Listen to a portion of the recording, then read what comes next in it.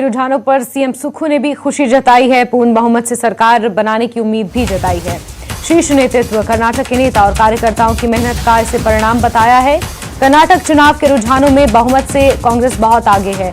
कांग्रेस प्रदेश मुख्यालय में जश्न मनाया जाएगा। दोपहर 3 बजे बाद इस जश्न का आयोजन होना था।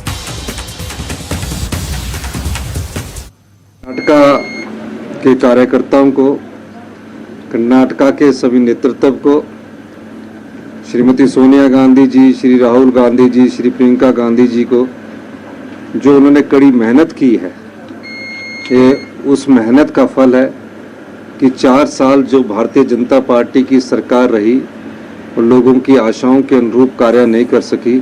और कर्नाटक की जनता ने, जब हम कर्नाटक गए हुए थे, ये मन बनाया हुआ है था कि इस बार हो कांग्रेस के पक्ष में खड़े होंगे।